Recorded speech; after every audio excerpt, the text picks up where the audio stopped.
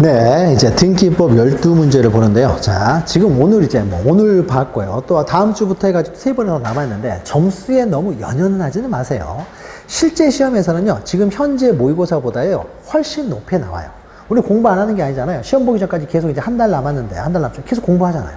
근데 지금은 아직 정리가 안 될 수 있지만, 하면 할수록 없습니까? 계속 이제 축적이 되니까, 시험장에서가 가장 여러분이 그 실력이 높을 때죠. 가장 실력이 높았을 때 시험장에 들어가기 때문에요. 이때 실제 시험에서는요, 지금보다 훨씬 더 잘 봅니다. 그리고 실수도 없습니까? 이때는 안 해요. 지금은 실수를 하지만 시험장에서는요, 실수를 거의 좀 안 하게 돼요. 실수도 줄여가는 연습을 하잖아요. 그러니까 실수도 줄여가기 때문에 지금 현재보다는 훨씬 더 시험을 잘 보게 되고, 시험장 나오면서는 다 잊어버리겠죠. 네, 요거는 뭐 상관없는 거니까. 그래서 시험장 갈 때가 가장 실력이 높을 때이기 때문에요. 여러분들, 뭐 지금 점수가 잘 나오면 좋겠지만 지금 안 나온다고 하더라도 그냥 실망할 필요는 없습니다. 계속 해가면 되는 거니까요.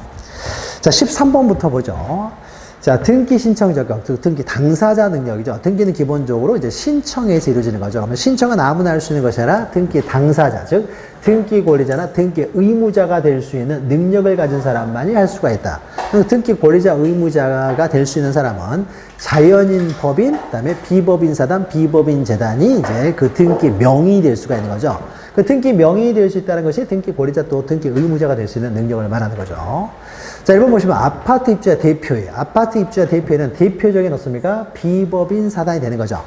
우리가 관리단하고는 다른 거죠. 관리단 어떻습니까? 구분 소유자들의 단체가 관리단이 되는 것이고, 이것도 비법인 사단이 되는 거죠. 근데 거기에 중에서 이제 또 여러 동이 있을 때는 동대표들 있잖아요. 동대표들의 모임이 또 따로 있어요. 동대표들의 모임, 이것도 사람의 모임이잖아요. 이걸 아파트 입주자 대표회라고 하는 거죠. 이것도 비법인 사단이에요. 그러니까 비법인 사단이 이것입니까? 그 명의로 등기를 할 수가 있죠. 다만 그 명의로 등기를 하는 거죠. 그 명의로 등기를 하는데 다만 신청은 누가 해요? 대표자가 하게 되겠죠. 대표자. 그래서 관리인은 대표자의 다른 표현일 뿐이라고 했습니다. 그래서 대표자가 신청을 한다. 그리고 그 명의는 그 비법인 사단 명의로 등기를 할 수가 있는 것이죠. 없다고 했으니까 틀린 거죠. 있죠. 학교는 학교 명의로 등기를 못한다고 했어요. 설립자 명의로 등기하는 거죠. 그래서 국립학교든 사립학교든 불문합니다. 그래서 국립학교는 국가 명의로, 공립학교는 지방자치단체 명의로, 사립학교는 그 사립학교를 설립한 학교를 설립한 그 재단법인 명의로 등기를 하는 거죠. 그러니까 설립자 명의로 등기를 하는 것이지 학교 명의로는 등기를 할 수가 없는 것이죠. 그 다음에 우리가 조합은 민법상 조합, 동업자들의 모임. 그래서 우리가 민법상 조합은 어떻습니까? 합유하게 되는 거죠. 조합원들이 합유하기 때문에 민법상 조합은 조합원들의 합유 등기를 하는 거죠. 일반적인 조합은 조합원들의 합유 등기를 합니다. 그런데 여기는 민법상 조합이 아니죠. 특별법상 조합이라고 했잖아요. 그럼 특별법상 조합은 어떻습니까? 실질이 사단이라고 했죠. 사단. 사람의 단체인 사단이잖아요. 농업협동조합, 수산업협동조합, 재건축조합, 재개발조합. 이건 뭐예요? 사단인 거죠. 사단. 그럼 사단이면은 이것이 법인화가 됐을 수도 있고 안 될 수도 있는 거죠. 그러면 법인화가 돼 있으면 사단법인이 되겠죠. 그럼 농업협동조합이나 수산업협동조합 다 법인화가 돼 있잖아요. 조합이라는 명칭을 사용했을 뿐 자기가 다 법인이에요. 그러니까 법인이기 때문에 습니까? 그 조합 명의로, 법인으로서 그 조합 명의로 등기할 수 있고.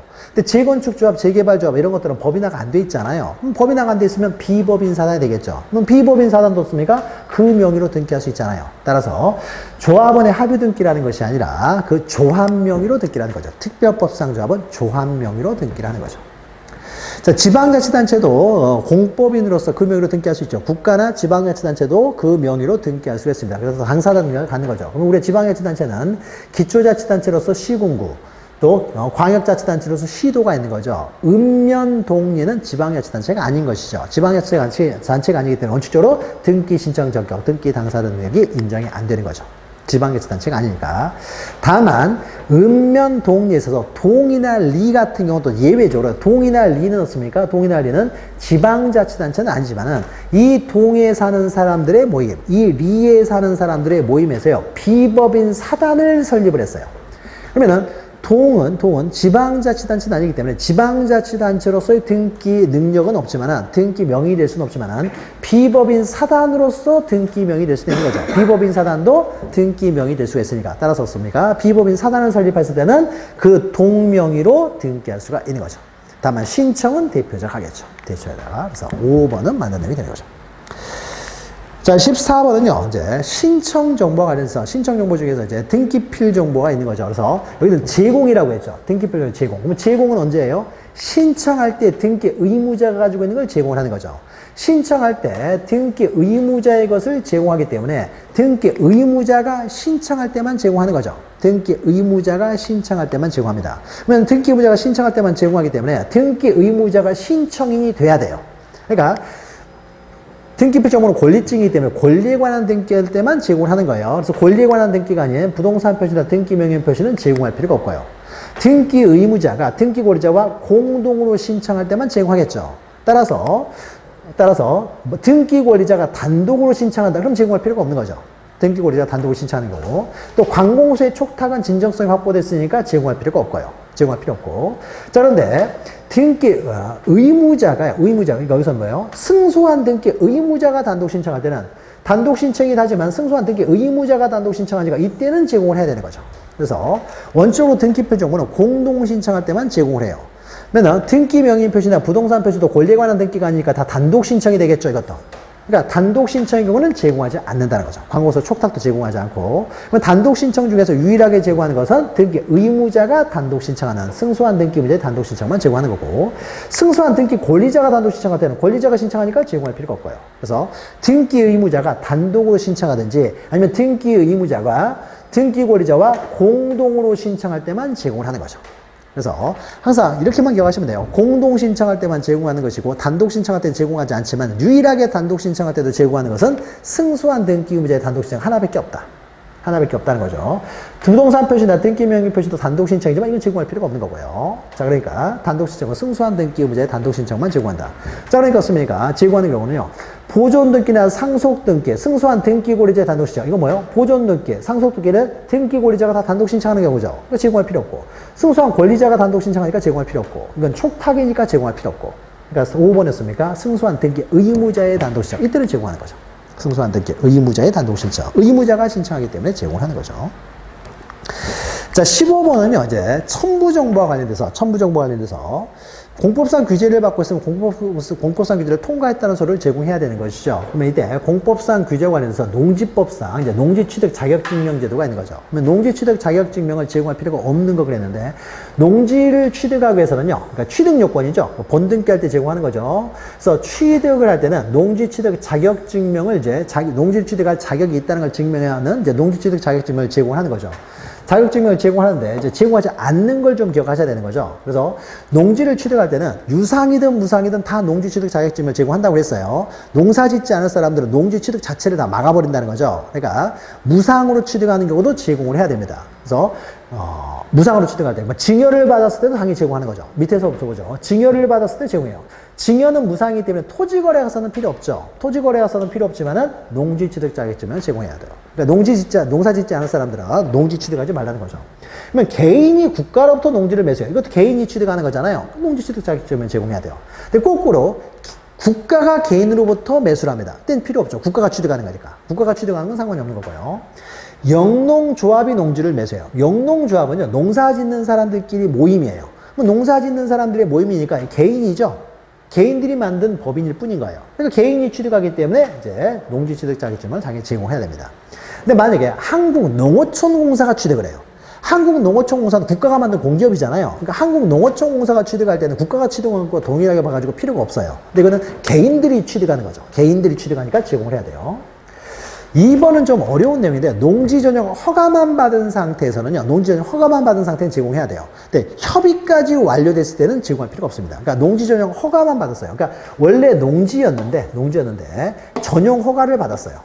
농지를 다른 용도로 전용하는 것에 허가를 받았다는 거죠. 근데 허가만 받은 상태에서는 아직 공사 같은 것도 이루어진 게 아니죠. 여전히 아직은 농지로 취급을 해요. 농지를 취급하기 때문에요, 농지 취득 자격증명이 여전히 필요합니다. 허가만 받은 상태에서는. 근데 농지 전용이 돼서 협의까지 완료가 돼버리면요, 그럴 때는 더 이상 농지로 취급하지 않습니다. 협의까지 완료되면. 그래서 협의까지 완료됐을 때는 더 이상 농지로 취급하지 않기 때문에 필요가 없지만은, 허가만 받은 상태에서는요, 농지로 취급하니까 농지 취득 자격증명을 제공해야 돼요. 근데 이제 우리가 이제 1번 상속은 필요 없는 거죠. 그러니까 농사를 짓지 않으면서 농지를 취득할 유일한 방법은 상속이라고 했어요. 그래서 상속은 필요 없는 거죠. 그 상속과 유사한 것이 뭐예요? 포괄이죠. 포괄이도 필요 없고요. 다음에 또 상속과 포괄 중 필요 없고, 그 다음에 공유물 분할 없습니까? 취득할 때 이미 제공했으니까 분할할 때 또 제공할 필요가 없고요. 진정명예회복을 원유로 이전 등기할 때도 없습니까? 취득할 때 제공했으니까 진정명예회복할 때 또 제공할 필요가 없고요. 그렇죠? 이런 경우는 필요가 없는 거죠. 시효취득도 필요가 없죠. 시효취득은 없습니까? 농사를 지었다는 것이 시효취득 자체에서 증명이 되고 있잖아요. 농사를 지었으니까 시효취득을 하는 거니까. 그러니까 이런 경우도 필요가 없는 거죠. 그러니까 농사를 짓고 있는 사람들은 필요가 없는 거죠. 이미 농지취득 자격이 이미 제공했다랄지, 농사를 짓고 있는 사람들, 이게 그 자체로 증명이 되면 필요가 없는 거예요. 그러니까 농사를 안 지으면서도, 농사를 짓지 않으면서도 농지취득 자격 증명 필요 없는 것은 상속, 포괄주 중밖에 없는 것이죠. 자, 16번은요, 법인 아닌 사람도 등기 명의될 수 있기 때문에 등기 신청을 할 수가 있는 거죠. 물론 대표자가 신청을 하겠죠. 제공해야 될 첨부 정보가 좀 늘어나는 거죠. 일반 법인보다 이제 법인 아닌 사람 같은 경우는. 자, 대표자가 신청을 합니다. 그러면 일반적인 법인에 있어서는요, 대표자가 등기부에 기록되는 게 아니라고 했어요. 또 대리인도 원칙으로 등기부에 기록이 안 됩니다. 그런데 비법인 사단에서 대표자 넣었습니까? 등기부도 기록을 한다고 했죠. 등기부도 기록을 하면 이 사람의 성명, 주소, 주민번호까지 기록을 합니다. 그러면 신청 정보로 씁니까? 성명, 주소, 주민번호까지 제공을 해야 되겠죠. 그래서 이걸 보고 이제 성명, 주소, 주민번호까지 등기부에 기록을 할 테니까요. 그래서 일반적인 법인에 있어서 대표자는요, 성명, 주소만 적으면 돼요. 대리인도 성명, 주소만 적으면 됩니다. 이 사람들은 등기부에 기록되는 사람은 아니기 때문에. 그러나 비법인 사단의 대표자는 등기부에도 기록을 해야 될 사람이기 때문에요, 주민등록번호까지 기록을 해야 되니까 주민등록번호까지 제공을 해야 된다는 거죠. 자, 밑에서부터 보죠. 밑에서부터. 그 다음에. 자, 5번. 법인 아닌 사단이 등기 의무자인 경우요. 자, 법인 아닌 사단이 등기 의무자로서 소유권에 관한 등기 의무자였으면요, 인감증명을 제공하겠죠. 그러면 인감증명은 누구의 인감을 제공하냐? 대표자의 인감을 제공하는 거예요. 대표자. 대표자가 지금 팔겠다고 하는 거죠. 법인은 의사라는 게 없잖아요. 대표자의 의사가 법인의 의사가 되는 거예요. 그러니까 내가 팔려고 했다, 소유권을 넘기려고 했다, 대표자가 하는 거잖아요. 그래서 대표자가 정말로 팔려고 했느냐, 대표자가 팔면 법인이 파는 거니까. 그래서 대표자의 인감증명을 가져옵니다. 그러니까 우리가 인감증명은요, 그 의사를 확실하게 알려고 하는 거니까, 확실한 의사를 확인하기 위해서 인감증명을 필요로 하는 거니까 대표자의 인감증명을 가져오는 겁니다. 4번 보시면요, 비법인 사단이 되기 위해서는 적어도 법인화는 안 돼 있다, 법인 등기는 안 돼 있다고 하더라도 정관은 반드시 있어야 된다고 했죠. 정관이 있어야 되기 때문에 정관이 있어야 우리는 비법인 사단으로도 볼 수 있는 거예요. 그러니까 정관을 반드시 제공해야 돼요. 정관이 없으면 비법인 사단도 안 됩니다. 자, 그 다음에 대표자를 기록을 하는데, 그러면 대표자를 기록을 한 다음에 이제 대표자가 신청을 하겠죠. 결국 대표자가 신청하면, 대표자가 신청할 때 내가 대표자라는, 대표자임을 증명하는 정보를 제공해야 되겠죠. 내가 대표자가 맞다는, 그러니까 대리인이 신청할 때는 내가 대리인이 맞다는 대리권 증명서를 제공하듯이, 대표자가 신청할 때 내가 대표자가 맞다는 대표권 증명서를 첨부해야 되는데, 이때 비법인 사단 대표자는요, 등기부에도 기록된다고 했죠. 등기부에도 기록되기 때문에 이미 대표자로 등기되어 있는 사람이 신청을 해요. 그럼 이때는 어떻습니까? 등기부에서 자기가 대표자라는 게 증명이 되고 있죠. 그러니까 대표권 증명서를 따로 제공할 필요가 없는 것이죠. 이미 등기되어 있는 사람이 신청할 때는 등기에 의해서 대표자임이 증명이 되고 있으니까요. 자, 2번은 법인 아닌 사단이 등기 권리자인 경우는 총회 결의서가 필요하다. 우리 총회 결의서를 제공하는 것은요, 등기 의무자로서 신청할 때, 손해보는 등기를 할 때만 총회 결의서를 제공할 필요가 있는 거죠. 등기 권리서로서 이익보는 등기를 신청할 때는 총회 결의서 안 가져도 된다고 했죠. 그래서 등기 의무자로 신청할 때만 총회 결의서를 첨부한다고 했죠. 2번이 틀린 거죠. 자, 17번은요, 자, 등기를 할 수 있느냐, 없느냐. 그래서 그 29조 2호, 각하사유, 사건이 등기할 것이 아닌 것에 관한 등기. 이런 것들은 이제 등기할 수가 없는 것이죠. 자, 등기할 수 있는 것, 없는 것인데, 가능한 것이죠. 자, 합유 지분은 등기를 못 하는 거죠. 합유 지분은 등기가 안 되기 때문에 합유 지분에 대해서는 어떠한 등기도 못 해요. 감유, 상속, 뭐 어떠한 등기도 할 수가 없는 거죠. 지분 자체가 등기가 안 돼 있으니까 지분에 대해서는 어떠한 등기도 못 한다.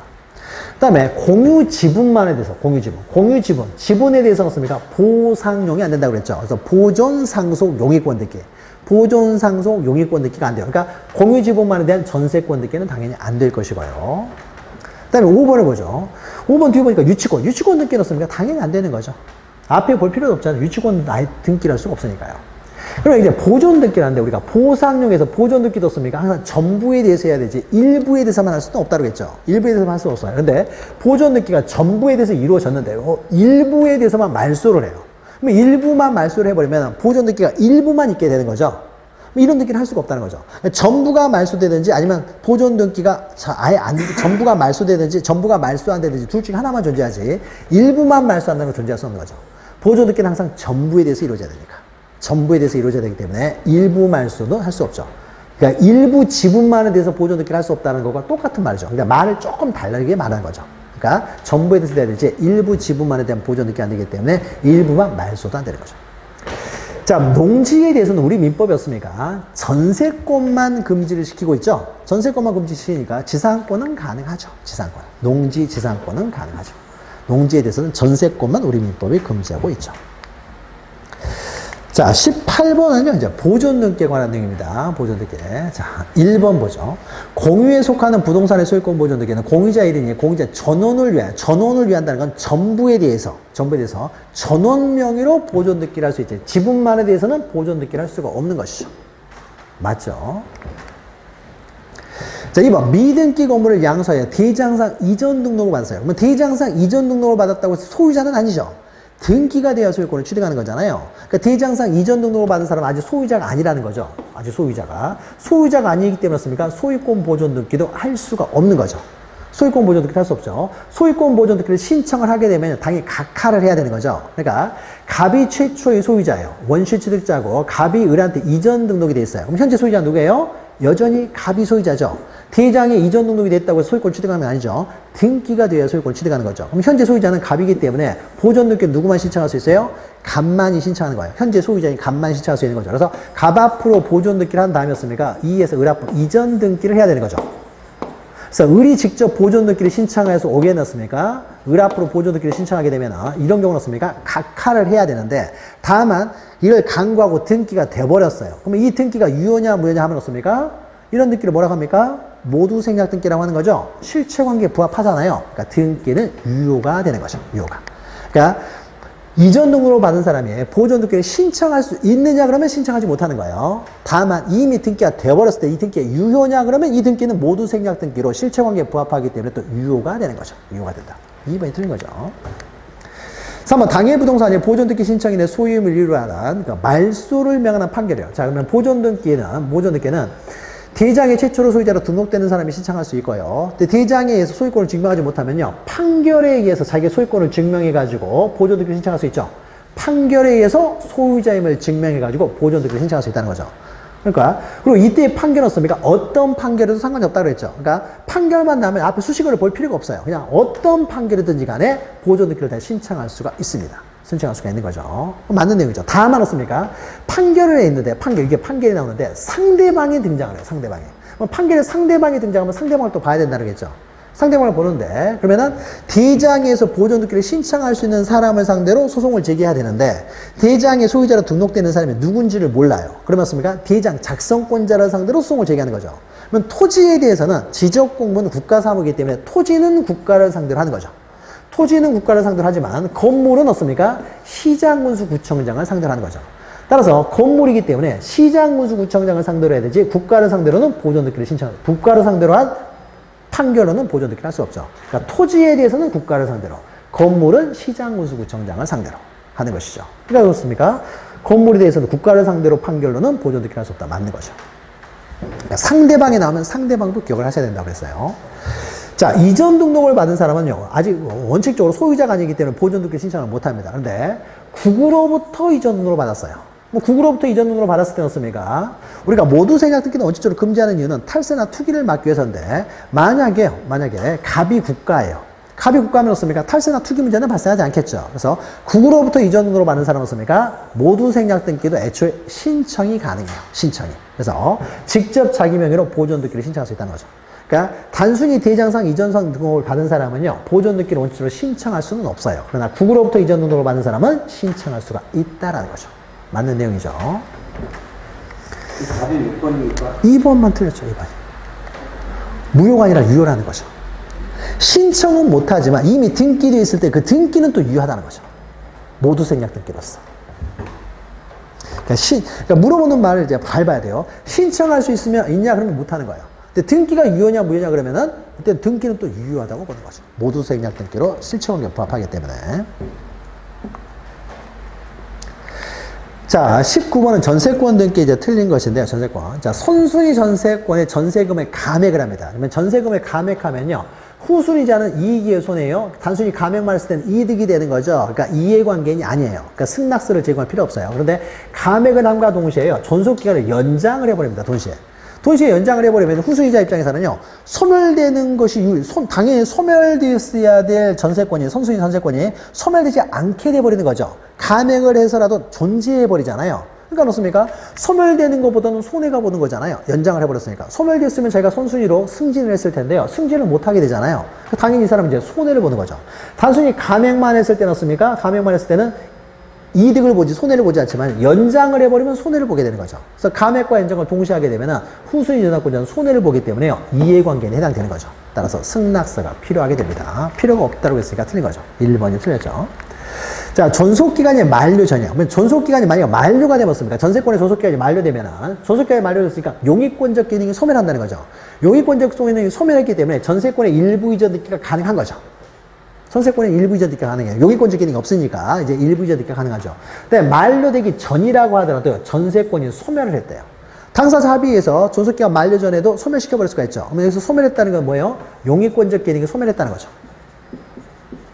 용익권적 기능이 소멸했잖아요. 용익권적 기능이 소멸했기 때문에 어떻습니까? 이제는 전세권의 일부 이전이 가능하게 되는 거죠. 용익권적 기능이 소멸했으니까 전세권이 소멸한 거잖아요. 소멸했기 때문에 이때는 용익권적 기능이 소멸했으니까 전세권의 일부 이전이 가능한 것이죠. 그러니까 전세권의 일부 이전 듣기는 딱 두 가지 경우만 가능합니다. 존속기간이 만료되면 당연히 전세권이 소멸했기 때문에 당연히 가능하고요. 존속기간 전이라고 하더라도 용익권적 기능이 소멸됨으로써 전세권이 소멸하게 되면 이때는 또 가능하게 되는 거죠. 그러니까 두 가지 경우만 일부 이전 듣기가 가능한 거죠. 만료됐을 때, 만료 전이라고 하더라도 전세권이 소멸됐음을 증명하게 되면 일부 이전 듣기가 가능하다. 그 이외에는 일부 이전 듣기는 못하는 거죠. 전세권이 존속하고 있는 동안에는. 자, 3번 선순위 전세권의 전세금을 감액을 합니다. 감액을 하면 습니까? 후순위 저당권자는 승낙서를 제공할 필요 없죠. 후순위자는 이득을 보니까요. 4번 전세권 이전 듣기는 부기등기로 하겠죠. 소유권 이외의 권리 이전 듣기니까 부기등기로 합니다. 그러면 종전 전세권자는 한 줄로 그어서 말소 표시를 하는 거죠. 그래서 만약 갑이 소유자인 상태에서요, 원래 A가 전세권자예요. 전세권이 있는데 전세권 설정이 되는 거죠. 근데 부기등기로 이전하겠죠. 1대 1에서 B 앞으로요, 전세권이 이제 이전이 돼요. 그렇습니까? A는 전세권자가 아니죠. 여기만 이렇게 말소를 하는 거죠. 말소 표시를. 전세권은 살아있어야 되는 거예요. 이걸 말소해버리면 안 되죠. 이 전세권자만 한 줄로 그어놓는 거죠. 그래서 어떻습니까? B가 전세권자라는 걸 보여주는 거죠. 그래서 종전 전세권자의 표시는 한 줄로 그어서 말소 표시를 한다는 거죠. 직권으로 말소 표시를 합니다. 이렇게. 자, 5번 전세금의 감액에 따른 전세권의 변경 듣기를 합니다. 그러면 전세금이 감액이 되면요, 후순위자는 이득을 보겠지만요, 전세권 저당권자는 손해를 보겠죠. 담보 가치가 줄어들기 때문에 손해를 보니까 이제는 이해관계가 되는 거죠. 그래서 승낙서가 필요하게 되겠죠. 자, 그리고 이제 20번은 이제 저당권 듣기를 보죠. 자, 지상권을 목적으로 합니다. 그러니까 소유권, 부동산을 목적으로 하면 주등기로 하겠죠. 근데 소유권 이외의 권리를 목적으로 하니까 저당권 듣기는 당연히 부기등기로 해야 되겠죠. 지상권을 목적으로 하니까 부기등기. 1번이 바로 틀렸죠. 자, 공유 지분에 대해서는요, 저당권은 가능하죠. 보상용이 안 될 뿐이죠. 지분에 대해서는 가능해요. 그러나 부동산 일부는 안 되죠, 저당권은. 부동산 일부는 경매가 안 되잖아요. 그러니까는 부동산 일부에 대한 설정이 안 되지만 공유 지분은 매매가 가능하고 따라서 경매가 가능하니까 저당권이 가능한 것이죠. 자, 저당권 이전할 때는요, 저당권만 이전될 수 없어요. 채권 없는 저당권 존재할 수 없으니까 반드시 채권과 함께 이전된다는 뜻을 반드시 제공을 해야 되겠죠. 방금 설명했죠. 부동산의 일부는 저당권 설정할 수가 없죠. 그러니까 부동산의 일부는 어떻습니까? 용익권만 가능하잖아요. 용익권만. 그래서 용익권만 가능하고 이때는 어떻습니까? 그 일부를 보여주는 도면을 첨부해 가는 거죠. 도면을. 일부에 대해서 부동산 일부는 용익권만 가능한 것이고. 자, 5번 저당권 설정 듣기를 한 이후에 건물을 신축했어요. 저당권이 설정된 후에 어떻습니까? 설정이 되고 나중에 건물을 신축했으면요, 이 건물에 의한 법정지상권이 성립이 안 되는 거죠. 법정지상권 성립이 안 되지 않습니까? 소유자가 동일하잖아요. 설정자가 건물을 신축했으니까. 그래서 갑이라는 사람이 소유하는 토지에 대해서 A 앞으로 저당권을 설정한 이유였습니까? 건물을 신축했어요. 갑이라는 사람이. 그러면 이 건물을 위한 어떻습니까? 법정지상권은 발생하지 않겠죠. 저당권 설정 위에 건물이 축소됐으니까요. 자, 그러나 A는 어떻습니까? 일괄 경매를 신청할 수가 있죠. 일괄 경매. 그래서 건물과 함께 경매를 신청할 수가 있다. 그러니까 일괄 경매 신청이 가능하다. 민법성의 내용이죠. 물론 일괄 경매를 통해서 한꺼번에 경매가 된다고 하더라도 토지에 대해서만 우선 면제를 받고 건물에 대해서까지 우선 면제를 받지는 못하는 거죠.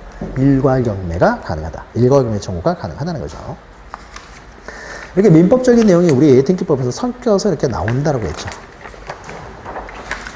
자, 그 다음에 21번을 보죠. 자, 변경 등기예요. 자, 변경 등기에는 일부가 불일치한 거죠. 일부가 후발적으로 불일치한 거죠. 원시적으로 불일치하면 경정이고요. 후발적으로 불일치하면 변경이죠. 그럼 변경이면 그 대상에 따라 썼습니까? 부동산 표시에 대한 변경 등기가 있고요. 그 다음에 부동산, 등기 명의 표시죠. 등기, 지우가죠.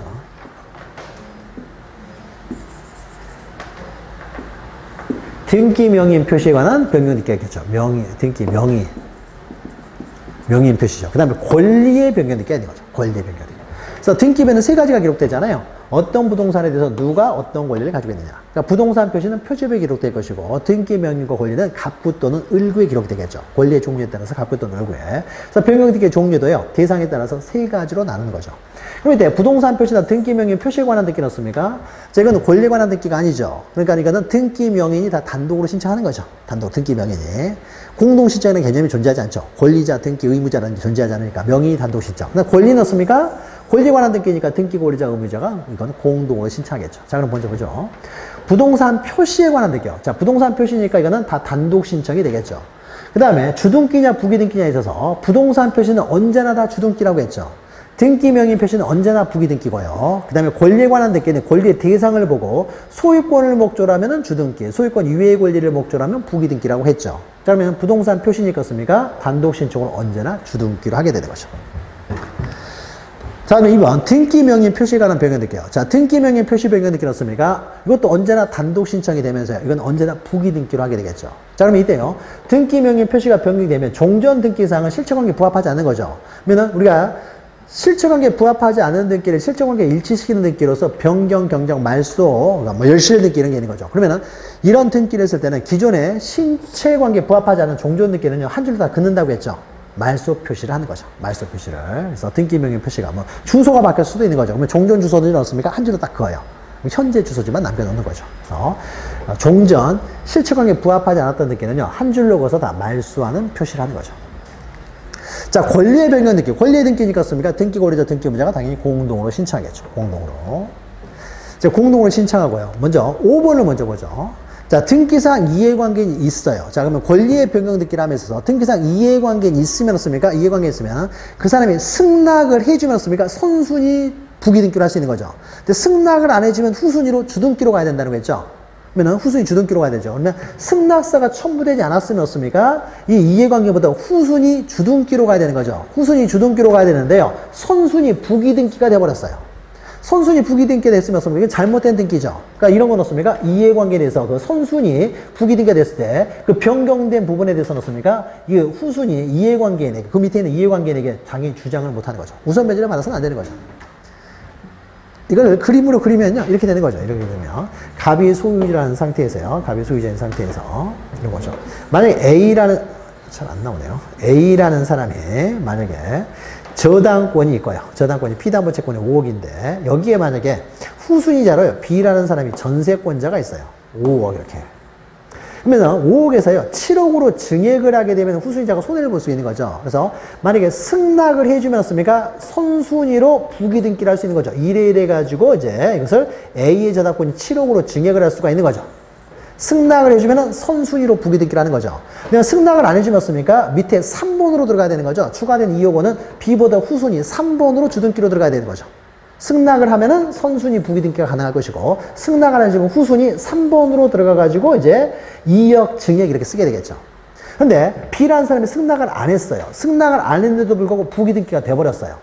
그러면은 만약에 이게 경매가 됐어요. 경매가 됐으면요, A라는 사람 7억까지 다 우선 변제를 받을 수가 있겠습니까? 그건 안 되겠죠. 승낙이 없는데 부기등기가 되잖아요. 그러면은 5억 원은 이 사람이 우선 변제를 당연히 받겠죠. 추가되는 2억 원이죠. 추가된 2억 원 없습니까? 이거는 우선 변제를 받을 수가 없는 거죠. 그러니까 추가되는 부분에 대해서는 이해관계에 대해서는 무효다라는 거죠. 이 부기등기가 무효가 되는 거죠. 그러니까 A는 5억만 우선 변제를 받는 것이지 7억까지 전부 다 우선 변제를 받을 수가 없다. 이 부기등기가 무효가 되는 거죠. 이해관계. 근데 만약에요, 만약에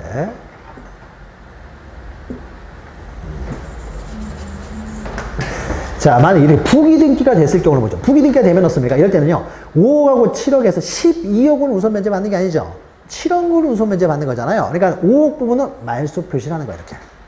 종전의 등기상은 말소 표시를 한다고 했죠. 이제 7억이지 5억이 아니잖아요. 그러니까 5억은 말소 표시를 합니다.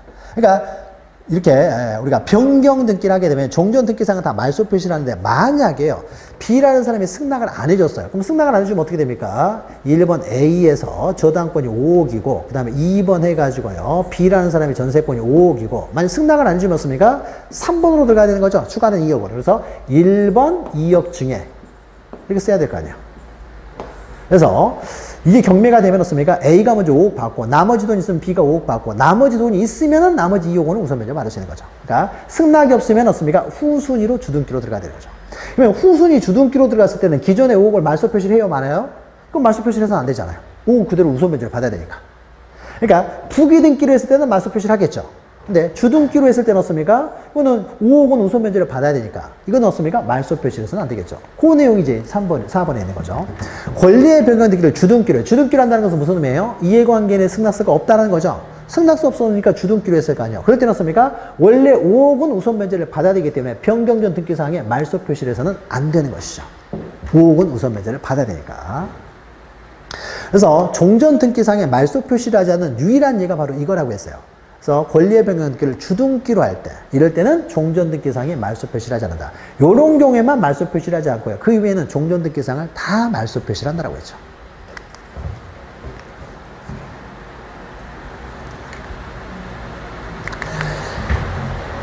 자, 4번만 틀린 거죠. 그 다음에 22번은 이제 가등기에 관한 내용을 보죠. 가등기. 자, 가등기는 이제 모든 게 가등기가 되는 게 아니죠. 그래서 우리가 등기부에 기록될 수 있는 권리 변경은 이제 보의, 변소 설치해가지고 맨 앞에는 보존 등기, 맨 뒤에는 처분 제한 등기를 위한 가등기는 안 되는 거죠. 그래서 중간에 있는 우리가 보의, 변소 설치했잖아요. 보의, 잘 안 나와요. 변소 설치했을 때. 그래서 맨 앞에는 보존, 맨 뒤에는 처분 제한의 가등기는 안 되고, 그래서 이전, 변경, 소멸, 설정을 위해서만 가등기가 된다. 그 다음에 또 가등기가 되는 거에 있어서 또 2번을 먼저 보죠. 2번. 우리가 정지조건보다 시기부 권리는 가등기가 되죠. 정지조건보다 시기. 정지조건이 도래할 때, 정지조건이 성취됐을 때, 또는 시기가 도래했을 때는 채권적 권리가 발생하잖아요. 우리 가등기는 채권적 청구만 가등기가 될 수 있지, 물권적 청구는 가등기가 안 된다고 했어요. 그래서 시기가 도래한다는지, 정지조건이 성취되면 채권적 권리가 발생하기 때문에 이것은 미리 가등기할 수 있어요. 그러나 종기가 도래하든지 해제조건이 성취되면요, 물권이 바로 복귀가 돼버리기 때문에 물권적 청구권이 발생을 해요. 그래서 물권적 청구권은 가등기가 안 된다고 했죠. 그래서 종기부 권리랄지 해제조건부 청구권은 가등기가 안 되는 거죠. 자, 그 다음에 1번을 보죠. 장래 확정된 청구권이요. 장래 확정된 청구권이니까 아직은 없으니까 확정이 안 된 거죠. 그래서 장래 확정될 때를 대비해서 미리 썼으니까 가등기를 할 수가 있는 거죠. 확정이라고 하는 것은 없습니까? 이행기까지만 확정되면 되는 거잖아요. 법률행위 시에 반드시 확정될 필요는 없잖아요. 장래 확정될 수 있는 없습니까? 그러니까 급부의 내용이 장래 확정될 수 있는 내용의 매매도 유효하죠. 그러니까 우리가 법률행위가 유효하게서는 확정 가능 적법 타당성 4가지가 필요한데 이때 가능 적법 타당성은 다 법률행위 시를 기준으로 하죠. 확정은 없습니까? 장래 이행기까지만 확정될 수 있으면 되잖아요. 법률행위 시 확정될 필요는 없죠. 그래서 장래 확정될 것을 내용으로 넣었습니까? 매매도 가능하고 계약이 가능하고 그러면 장래 확정되기 때문에 미리 이걸 보존하기 위해서 가등기를 할 수가 있는 것이죠. 3번 보시면 이제 지상권 설정 등기 총권 보존하기 위한 가등기요. 그럼 가등기를 어떻게 하냐? 갑구일부하느냐는요. 앞에 본등기 방법을 그대로 따라서 한다고 그랬죠. 본등기를 그대로 한 다음에 옆에다 가등기라고 쓰면 가등기라고 했어요. 그러면 저당권 설정 등기는 갑구예요, 을구예요? 을구에 할 거 아니에요. 주등기로 해요, 부기등기로 해요? 주등기로 할 거 아니에요. 그러면 을구에 주등기로 지상권 설정한 다음에 옆에다가 가등기라고 쓰면 가등기라고 했죠. 그러니까 을구에 당연히 었습니까? 주등기로 하게 되겠죠. 을구에 주등기로. 자, 다음 4번. 가등기에 기한 본등기를 하는 경우에는 가등기는 말소하는 표시를 하지 않죠. 근데 가처분 등기 넣습니까? 그 목적을 달성하면 직권으로 말소한다고 했어요. 근데 가등기는 말소하지 않는다. 가등기에서 그 순위가, 본등기의 순위가 보존되고 있기 때문에 가등기는 말소하지 않는다. 자, 5번은요. 가등기에서 보존된 소유권 이전 등기 청구권, 이전 등기 청구권이 양도가 됐어요. 그럼 감정 우리가 그러면 갑과 을이라는 사람이 매매를 했습니다. 이 사람이 매수인이에요. 매수인. 자, 매수인이고 갑이 매도인이면요. 을은 갑한테만 이전 등기 청구권을 가지고 있죠. 그래서 만약에 을 앞으로 가등기가 되어 있는 상태에서요. 소유권이 만약에 매매만 하고 가등기만 되는 상태에요. 소유권이 병에게 이전됐어요. 그럼 나중에 본등기 할 때 을은 어떻습니까? 갑한테 이전 등기를 청구해야 돼요? 병한테 청구해야 돼요? 당연히 갑한테만 청구할 수 있죠. 병한테는 아무런 계약관계가 없으니까 병한테는 본등기를 청구하지 못합니다. 그래서 본등기 청구의 상대방은요, 항상 갑으로 고정되어 있는 거죠. 권리가 이렇게 마지막에 변동된다고 하더라도요, 을은 갑한테만 이전등기 청구 있잖아요. 그러니까 고정되어 있는 거죠. 그래서 항상 본등기 청구는 매매 계약을 했던 바로 그 상대방, 가등기 할 때 그 등기 의무자, 이 사람으로 항상 고정되어 있는 거죠. 자, 고정되어 있어요. 자, 그런데 이제 을이라는 사람이 갑에게 가지고 있는 이전등기 청구를 양도를 해요, 정한테. 이전등기 청구를 양도할 수 있습니다, 이것도. 그러면 가등기 권리 떴습니까? 따라서 이전이 되겠죠. 그러면 이전등기 청구를 양도를 하겠어요. 하게 되면 습니까? 이제는 을이갑한테 이전등기 청구를 가지고 있어요. 정이갑한테 이전등기 청구를 가지고 있어요. 당연히 정이 갖고 있겠죠. 을이 정이 양도를 했기 때문에. 그래서 이 권리가 이렇게 이전이 되기 때문에 이때는 정이갑한테 이전등기를 청구하겠죠. 그럼 본등기 청구는 누구한테 해요? 정이갑을 상대로 하는 거죠. 정이갑을 상대로. 정이갑을 상대로 이전등기 청구를 할 거 아니에요. 그러니까 정이갑을 상대로. 그러면은 소유권 이전등기 청구권이 양도가 됐기 때문에 양도가 되면은 양도인이에요, 양수인이에요? 당연히 양수인이 행사하는 거죠. 양수인. 양수인이 뭐예요? 현재 이전등기 청구권을 가지고 있는 사람.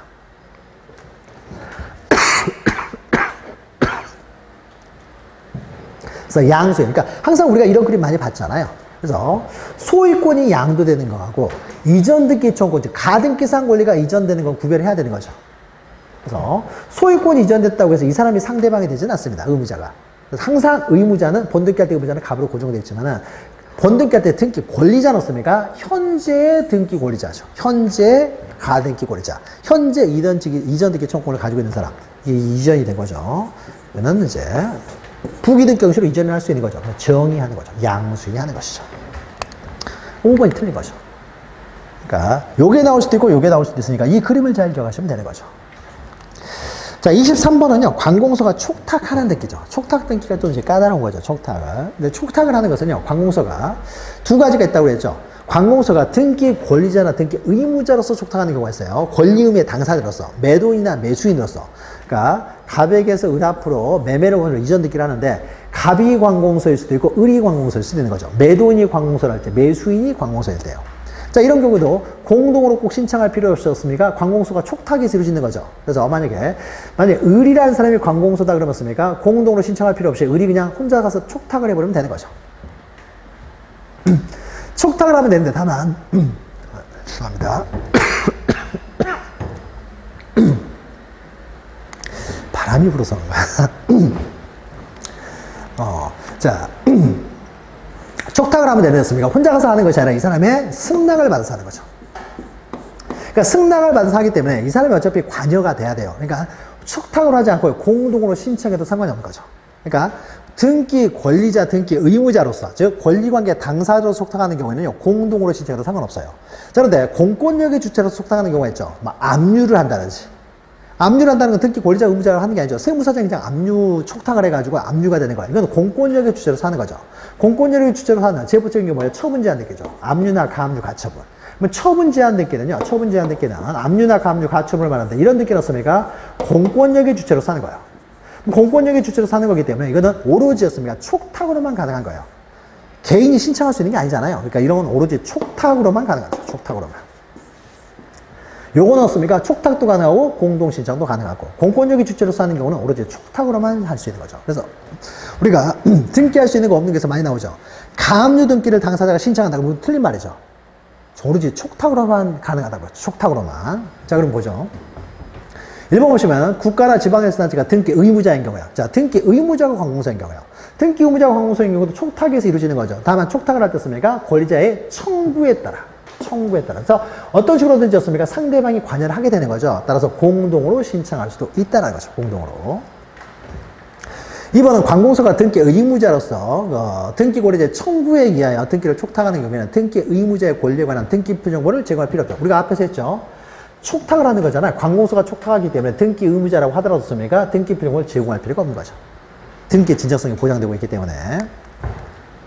3번 관공서가 권리관계 당사자로서 촉탁하는 경우에는 등기 신청과 실질적으로 차이가 없다는 거죠. 따라서 섭니까? 촉탁에 의하지 아니하고 공동으로 신청할 수도 있다는 거죠. 이거는 권리관계 당사자로서 촉탁하는 것이니까 공동으로 신청하는 것도 가능하다는 거죠. 근데 촉탁으로만 실행은 공권력이 주체로서 촉탁하는 경우는요. 이건 촉탁으로만 실행할 수 있지 공동 신청이 안 되는 것이고요.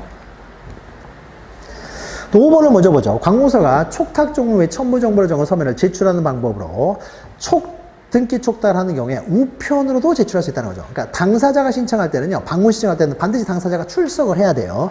근데 관공서가 촉탁할 때는 우편으로도 가능하다. 반드시 출석 안 해도 상관이 없다는 거죠. 출석을 안 하고 우편으로도 가능하다. 이게 특칙이죠. 관공서 촉탁에 있어서. 4번은 관공서가 경매로 인하여 소유권 이전 등기를 촉탁하는 경우입니다. 경매가 들어가면 모든 게 촉탁으로 이루어진다고 했죠. 일괄 촉탁이 된다고 했어요. 경매가 들어가면은 이거 말소할 때 말소 해주시고요. 나 경락받은 사람 이 사람이니까 이 사람 앞으로 소유권 이전 등기 해주시고요. 이런 것들 다 일괄 촉탁하는 거죠. 그래서 경매가 들어가면요, 낙찰자는 가만히 있으면요, 법원에서 알아서 등기 다 해준다고 했죠.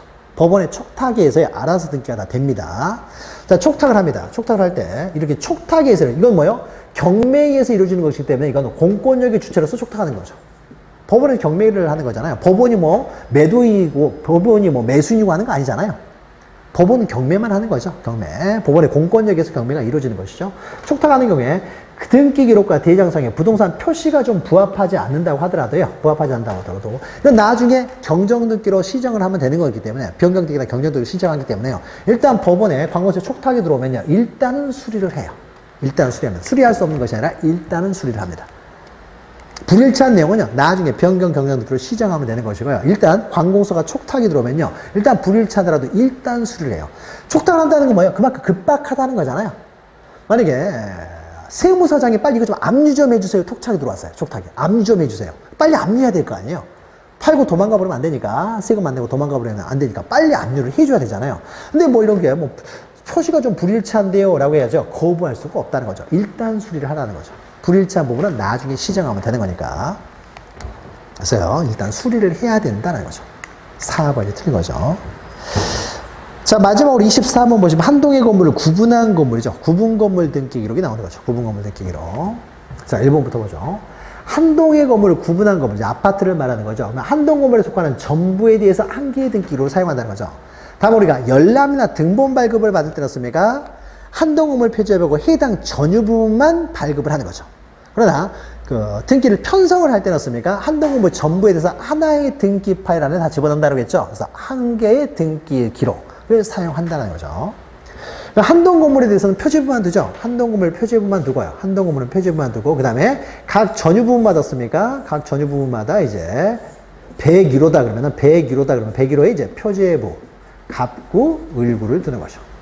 그 다음에 한 동 건물에 대해서 넣습니까? 표지부만 두는 거죠. 한 동 건물. 그래서 한 동 건물 표지부를 둔 다음에 각 전유 부분마다요, 표지부가 다르고 갑구도 달라지고 을구도 달라질 거 아니에요. 그래서 각 전유 부분마다 이제 표지부, 갑구, 을구를 두는 거죠. 한 동 건물은 표지부만 두고, 그러면 각 건물을 구분한 건물, 구분 건물이 바로 없습니까? 전유 부분이 되는 거잖아요. 각 구분은 전유 부분이 구분 건물의 객체가 되잖아요. 구분 소유의 객체가 되는 거죠. 그래서 전유 부분이 바로 구분 건물이 되는 거죠. 각 구분 건물마다, 각 전유 부분마다 표지부와 갑구를 둔다. 갑구를 하는 거예요. 갑구, 을구를 둔다는 거죠. 구에는 갑구, 을구 두 개가 있잖아요. 그러니까 갑구를 둔다는 것은 표지부 및 갑구, 을구를 둔다는 거죠. 중요한 것은 표지부도 전유 부분마다 둔다는 거죠. 구분 건물마다 표지부도 두고, 그 다음에 갑구, 을구를 각각 둔다는 거죠. 자, 5번을 먼저 보죠. 규약상 공용부분. 자, 우리가 구조상 공용부분은 아예 등기가 안 되는 거죠. 근데 규약상 공용부분은 없습니까? 규약만 폐지하면 전유 부분이 되잖아요. 그러니까 등기 기록은 2대, 등기 기록은 2대, 전유 부분과 절대적 일체성을 위해서 표제부만 두는 거죠. 그래서 표제부에다가 공용 부분이라고 적는 거죠.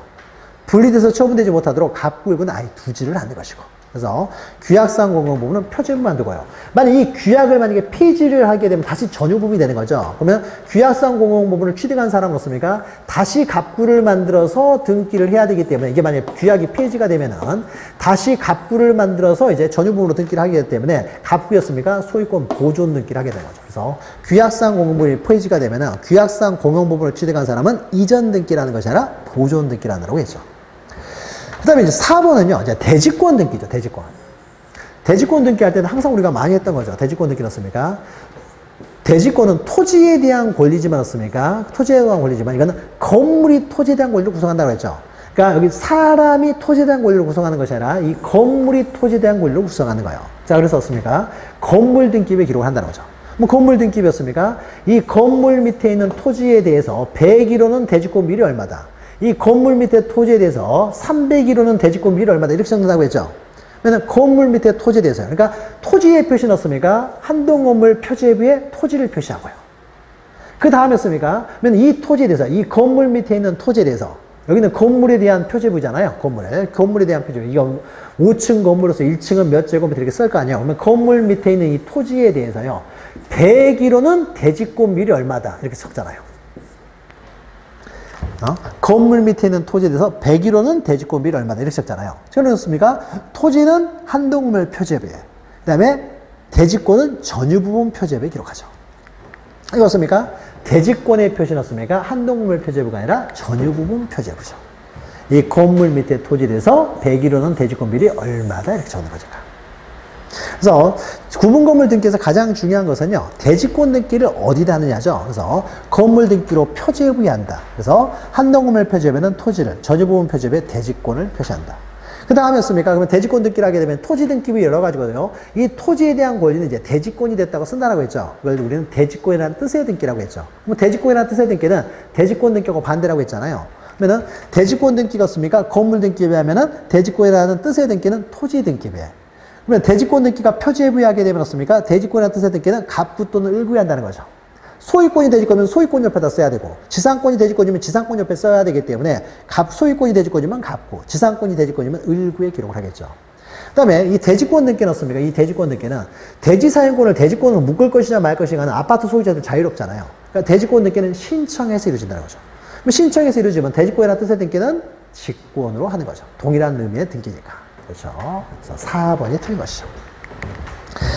자, 이 비슷한 내용들을요, 이제 또 우리가 뒤에서도 이제 2회, 3회, 4회 하면서 계속 나올 겁니다. 그래서 지금 한 내용을 참고로 해서요, 또 2회, 3회 계속 이어가기 때문에, 자, 2회 때는 지금부터는 높은 점수를 받으시기 바랍니다. 그럼 다음 주에 뵙겠습니다. 수고하셨습니다.